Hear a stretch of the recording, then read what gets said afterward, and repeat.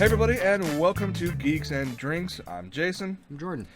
This week, let's face it, there really wasn't all that much news, so it may be a short episode, but we have a couple things in store for you guys. Because the internet, the net is vast and infinite, and it's found some very unique characters that we will discuss later on from comic books. But let's get to the news that you and I have been talking about for quite a while. Squeeing about, yeah. Oh, yeah. The Killing Joke. When they announced it at Comic-Con that it was being finally adapted into an animated movie, I know you called it your best, totally forgot what I was going to say. No, basically it's something I knew they would have had to do eventually. And the fact that Mark Hamill a couple years back was like, I'm done being the Joker after the Arkham games. Mm-hmm. And then in some interview or some shit like that, he's like, yeah, the only way you can get me to come back is if you do the Killing Joke. Right. So when they made the announcement, he was, I better get that phone call for me to come in. Yeah, he made that Twitter post, I think, or some shit. Mm-hmm. And tweet? I don't know. Something like that. He posted somewhere online. He twatted somewhere on Twitter. But he already came out and confirmed, yes, he is brought back for this. He will be voicing the Joker one final time for this movie. So now we kind of need to get... Well, dude, like the day after, Kevin Conroy's like, I'll Batman. I'll be Batman. Yeah. Dibs on Batman. And then you still have a bunch of lesser-known voice actors and actresses who have played, key roles with Batman characters in the universe, want to come back for this movie. God, like, dude, that's why I told you, like, if they made it look like the old school '92 Batman the Animated Series, they could charge me $100 for a 90-minute movie, and I would still be like, yeah. Don't care. Absolutely don't care. Now, could you imagine, like, if they actually put this shit on, like, Kickstarter or GoFundMe? It could be one of those things like, yeah, $100 gets you just the DVD or the Blu-ray. Done. Or you can get more, additional things like, okay, signed autographs, same posters. They wouldn't have to, but they can make them for outrageous prices for $500. And nerds would still spend it. Yeah, even me. It'd be Who has to wait a while to get paid. Yeah, I know. But no, this is fucking awesome. Like, I cannot wait enough for this, even though I know we're not going to get it till like next year. Yeah, but in the meantime, Justice League Gods and Monsters, Bruce Timm's latest work, is available now on Blu-ray and DVD. It was available last week, or starting last week, on streaming sites like, you can buy it off of, or digital like iTunes and Amazon and whatnot. Weird shit but it's one of those, it's the same price for the digital as it is for the Blu-ray DVD copy, which includes a digital copy on its own. Yeah, but nerds, you get it a week early, they'll spend the money. Yeah, fair enough. I can't. Especially most people who, like my buddy Brian, like he doesn't like buying hard copies of things anymore. Right. Like, he's like, no, I have the digital version. I'm good. I'm like, there is that crashes. Like, it's on the cloud. Yeah, but think about it. If I bought it and wanted to share it with you, I could watch it at home and go, hey, I'm gonna bring it over here so we can watch it. Or I'm still old. I still like physical copies, both books, movies. Well, case in point, I'm kind of with you on that too. I understand the why some people would want to go just straight digital and everything. It's you have everything with you in theory. You are able to watch your stuff almost any time. No clutter. Yeah, because this thing takes forever to take down, put back up if I move.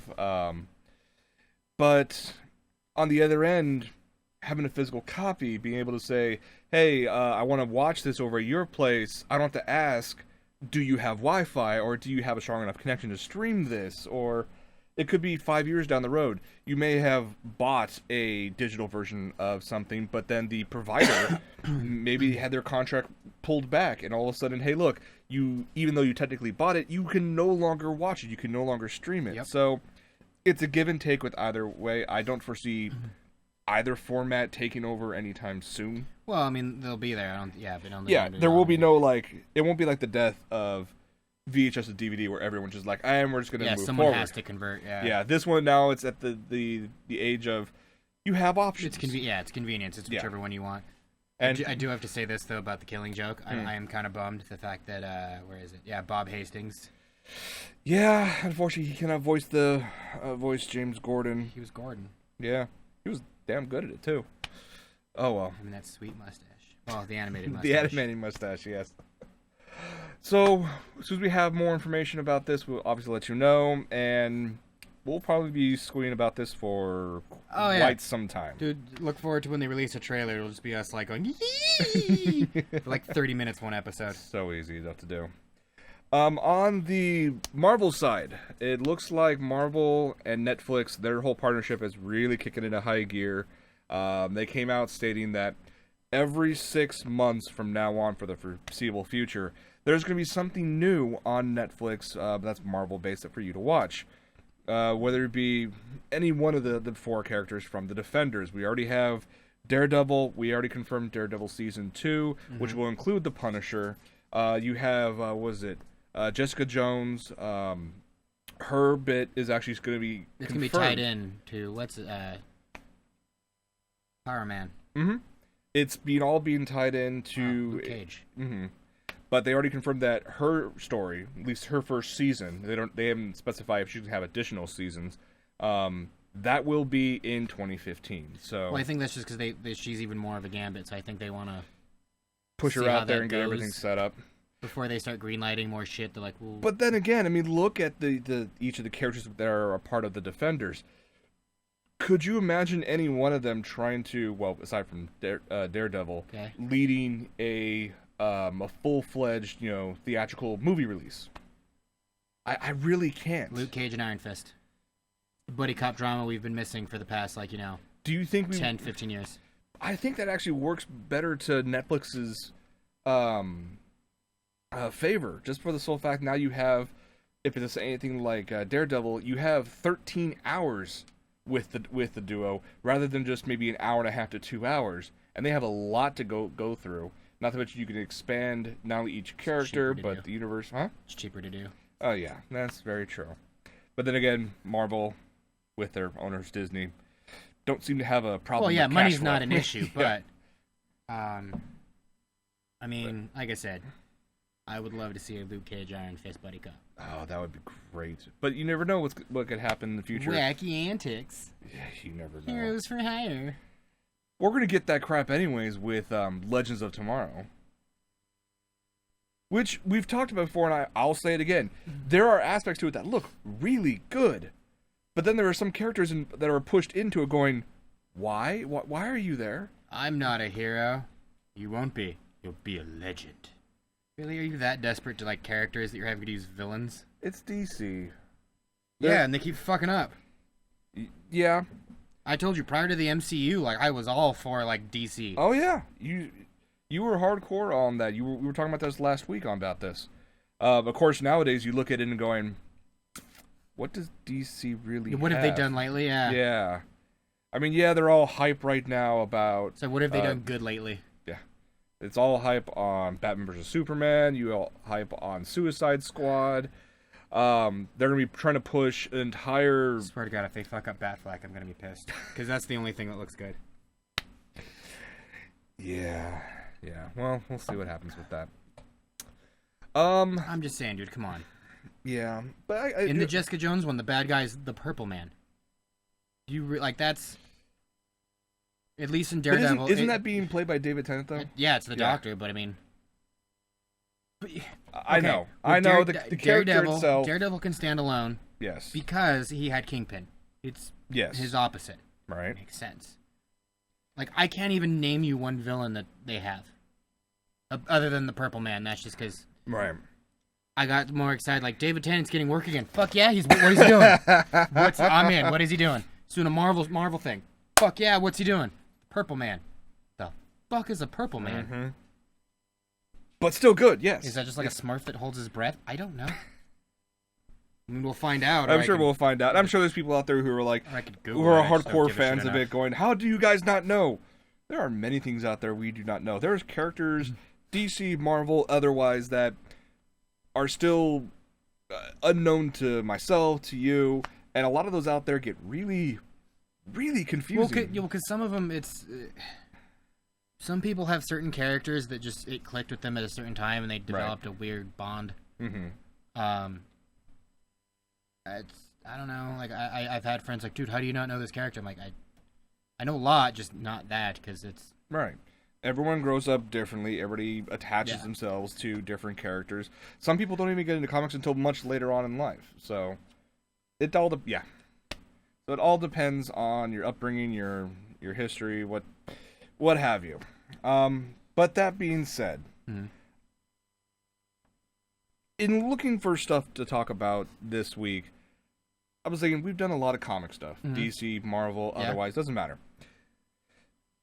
And like I just mentioned a moment ago, there's a lot of comic characters out there that we probably have never heard of before or even cared to know. You know me wrong, some of the obscure characters are super fun. They are. They can. But, they can be. They're good for the little one-off. That little... Right. Oh, they were there. Okay, that's cool. They were good for me with one issue, maybe two. Kite Man. Yeah. So I decided. Crazy quilt. So we decided, you know what? Let's go through some of the weirdest, the oddest comic superheroes that we could find out there. Well, dude, I told you right off the bat, weirdest villain, fucking Ten Eyes. 10 Eyes, like, yeah. I don't think you get any creepier than that. What was his backstory? He was blinded in what's it called? He was blinded by acid, and some doctor thought he can reroute his optical nerves to his finger. And his he fingers. just attached. And now eyes. he has 10 eyes in his hands. He has 360-degree vision. Okay. Except, can't really touch anything. No, not at all, because you'd be poking your eye the whole time. Masturbating must be weird. Give you a whole new perspective, that's for damn sure. Plus, can he blink with those?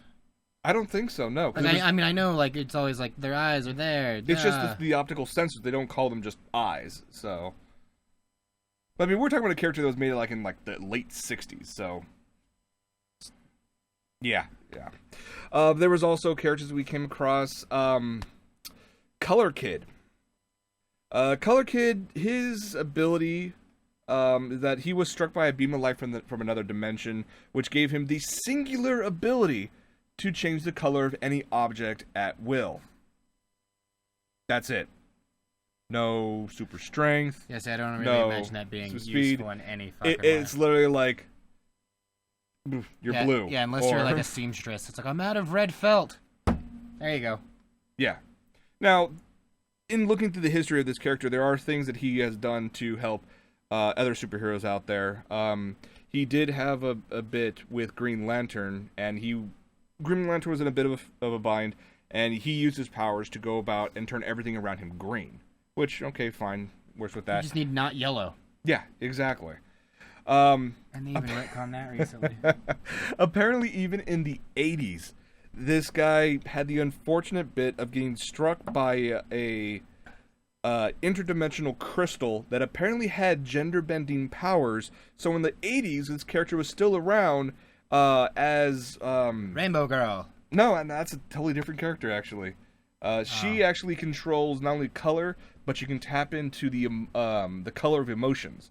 So if there's this red is a around... DC character? Yes. Okay.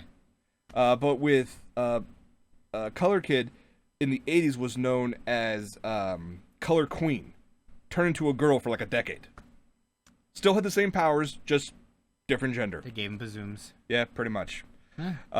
But yeah, Rainbow Girl, she basically ties into emotional spectrum. So if she sees red, she's super strong. If she's blue, she's, I don't know, super sad. It can cry a river. I have no idea. There was, who was this guy? Completely just spaced on this guy's character. The Anarchist.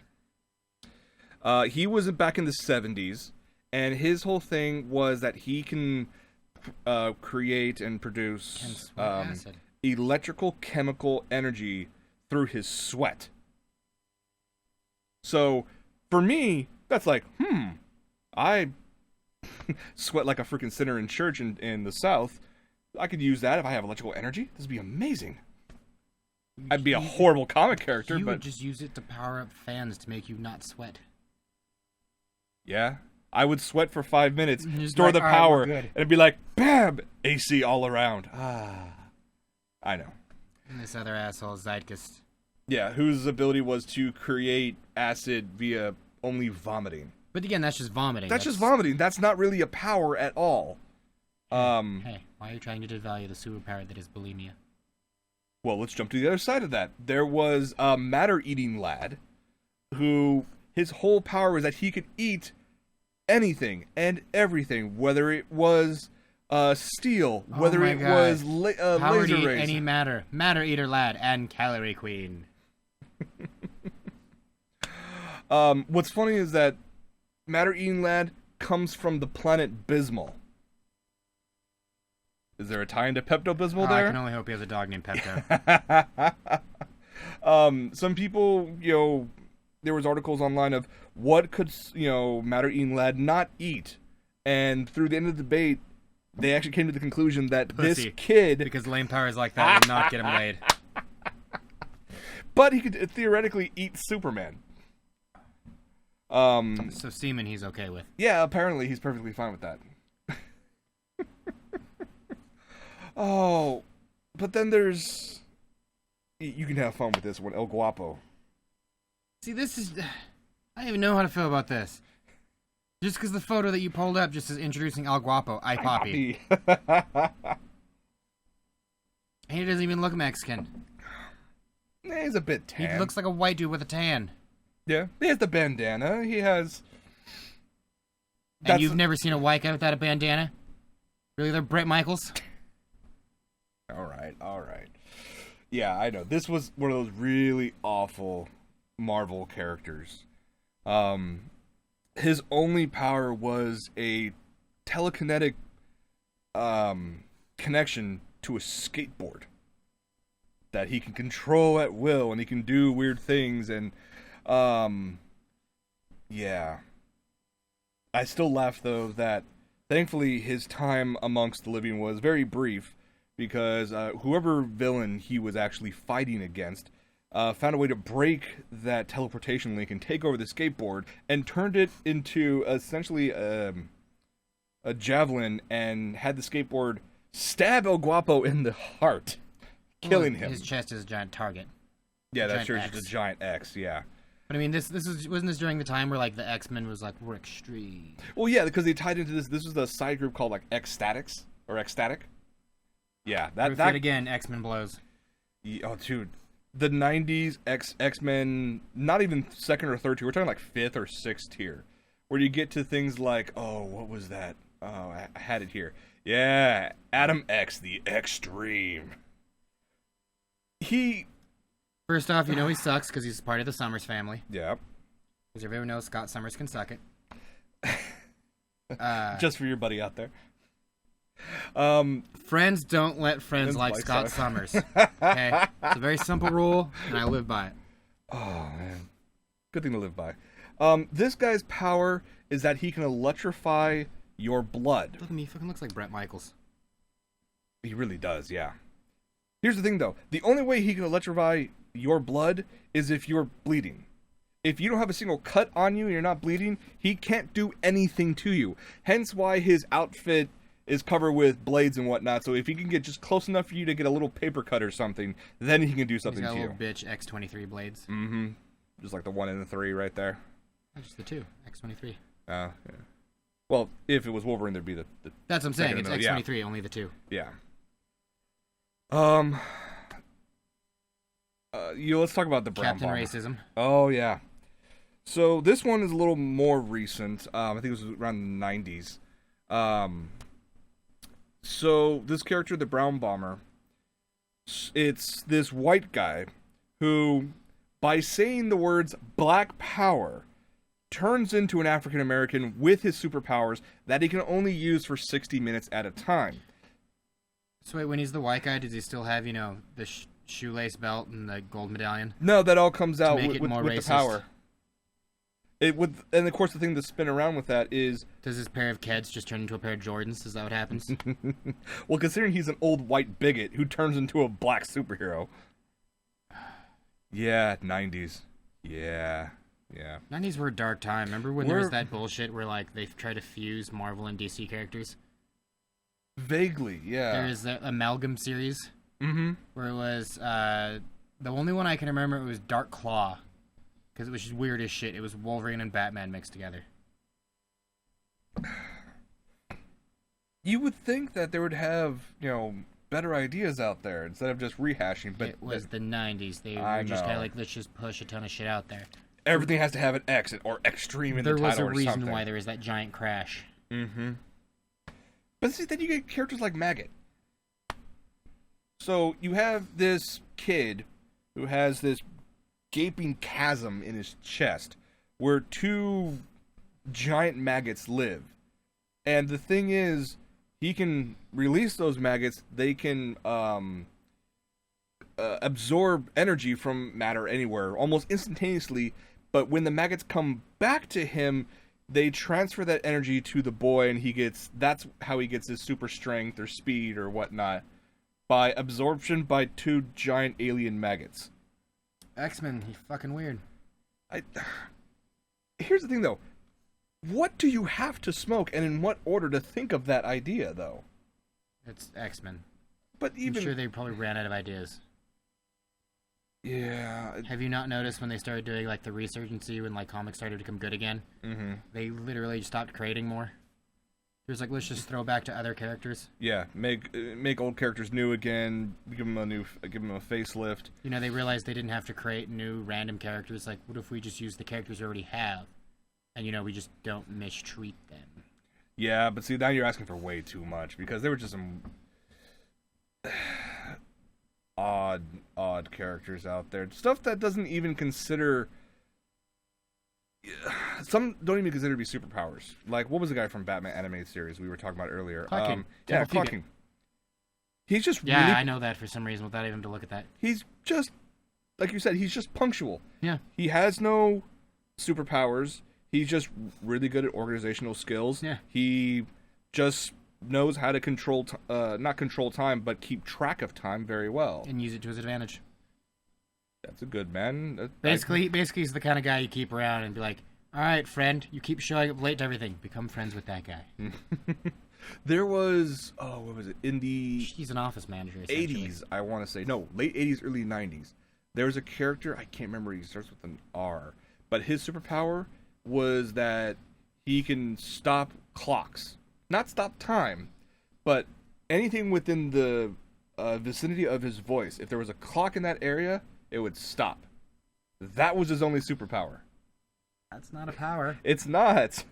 But at the same time, you think, why? What purpose would that solve? I mean, unless we're creating a list of superhero rejects to... That's why I remembered, what's that stupid movie from the 90s? There's a lot of them. The one that people claimed to be superheroes, but they had no powers whatsoever. Start with an M. Mystery Men, they had powers. In the last, 5 minutes of it. Dude, it's not his fault. He can only go invisible when no one's watching. That was horrible. Do I have any others I want to throw into this? You know what I mean? It's like Bullseye. Like, do you consider Bullseye a supervillain?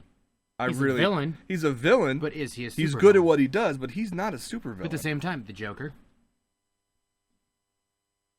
But here's the thing, though. Joker is crazy, but honestly, But he has no actual physical powers. No actual physical powers, and I think most of that is due to which is why Gotham he's City the best villain. But Gotham City PD has a role to that, because if they can't keep this guy in jail or locked up for a number of reasons, he's broken out more times than I think anyone can recall.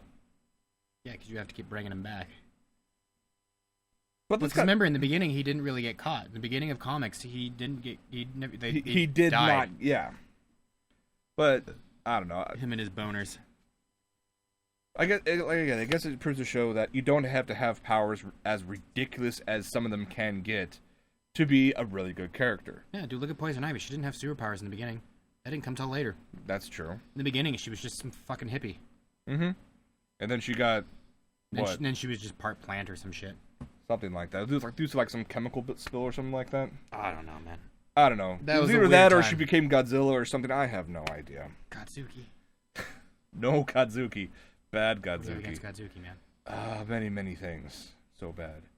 I did want to bring this up real quick. There was actually a recent article from a former doctor from Doctor Who, which we all know and love, and I cannot wait. He was in The Hobbit.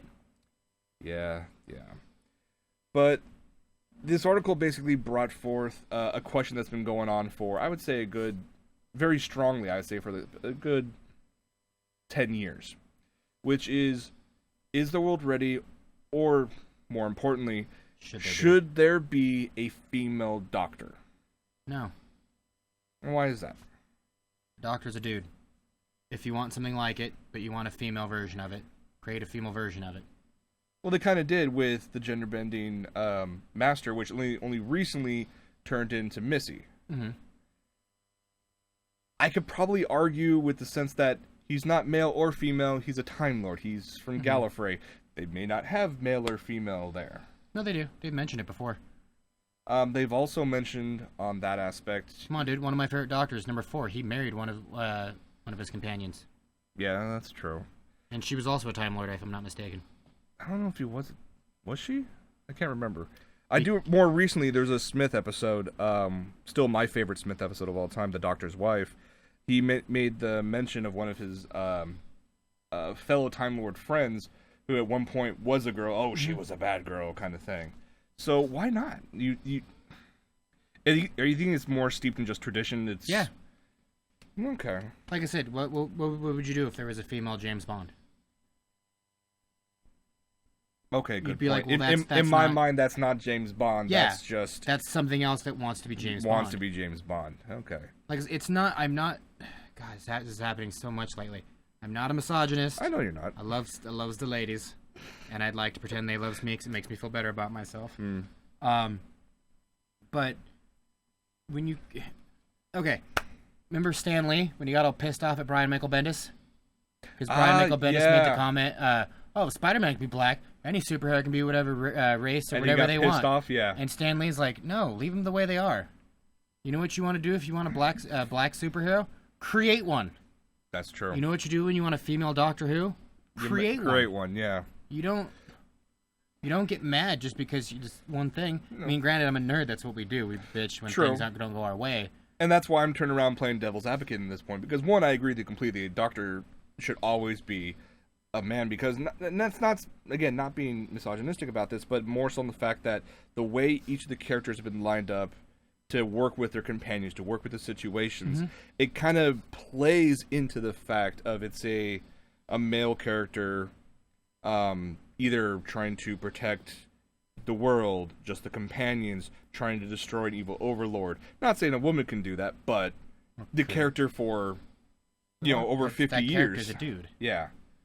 But to play devil's advocate, there's not really something I can say to argue against it. It's just your tradition thing. Like, if you're upset about it, go create your own version. You don't have to rain on everyone's parade by saying, no, I'm taking this for my own. Yeah, well, many, many things have been destroyed just by, one person. One bad apple can destroy a lot of it. I don't know. You can change the companions, and they have many, many times. You can change the villains, which they like to reuse over and over. But when a pattern works, when a certain formula works, why mess with it all that much? I mean, the worst you could say about Capaldi's Doctor, that he kind of, harks all the way back to the first Doctor, which I'm perfectly fine with. He was a grumpy old man. He was a grumpy old man who didn't see humanity as... something worth saving. Not only that, but... do I have to drag you guys all around with me just because I have to keep an eye on you? I don't know. But I agree. The Doctor should always be a man, and it would take quick... what would you say? I mean, let me put it this way. I like the idea of the Doctor being a man. It just seems weird to me if he was a girl, because, again, even as I'm saying this, I keep referring to him as a he. Yeah. It's what he's been for fucking 50 years. Yeah. I'd even say when you look at Missy, the fans were pretty much split down the middle about that, because the Master in all of his previous versions have been dudes, and that played that whole mono kind of bit. But we just had fucking Eric Roberts was the Doctor for a while. Yeah, okay. So we'll have to see what happens. I will say though, it's a sci-fi show, so they can do whatever the fuck they want. That's not to say if they change the Doctor to a woman, I'm not going to watch it. I will still watch it. But it won't be the Doctor to me. Yeah. True. Alright, guys. Well, I told you it was going to be a short episode. I really couldn't think of anything else for us to talk about this week. Just because it's a really slow week, and, Paul Fahey came out the other day and announced the fact that his Ghostbusters is still happening. it's the battle of the bonds all over again. Whoever makes the most money is going to stick around. Which it's going to be the other one. The other one. Because, I mean, again, nothing wrong with girls, but it doesn't look good. When you focus almost everything about a reboot, regardless of what it is, it could be Ghostbusters, it could be Star Wars, whatever, and you say it's going to be, reboot of this series or this movie, but it's all women, and you basically already start forming in everyone's mind that is the, like you said, the crux of this version. You're already, 4 steps down, in my mind. Yeah. I don't need to be like, oh, guys, remember this? But now it's all girls. Well, dude, the Paul Fahey, whatever, his version, he blatantly said, our version's not going to be all dudes. It's going to be mixed. Yeah. I mean, granted, that's a very weird way of saying it. I feel like, oh, yes, this is our mixed color, or water fountain. I'm not trying to it's be genderist or whatever. It's just one of those things. That's what it should have been in the first place. Very true. So, I don't know. We'll have to see what happens with it. I can't guarantee that I'll see it, at least, opening weekend. Guy or girl version? Or, sorry, all girl or other version? All girl. Yeah. So, even with cameos that have already been announced for it, it's one of those, I'm not going to spend $15 on a, Dan Aykroyd. a 30-second, cameo. He's the only one they've announced as a cameo was Dan Aykroyd. You never know. They're going to probably answer more. I think he probably just needs the money. The money. I guess all those... he hasn't really had a hit lately. No, I think all he's been focusing on is... he has his blues podcast that he still does. Good for him. Yeah. So maybe that's not making all the money anymore. It doesn't matter. Anyway, guys, thank you so much for hanging out with us, although it was a short week. We'll be back next week, hopefully with more news. If not, we'll find some random thing on the internet to bitch about regardless. So I'm down. There's always something that makes me angry. Works for me. All right, everybody. Thanks for hanging out. For Geeks and Drinks, I'm Jason. Jordan. Cheers, Internet.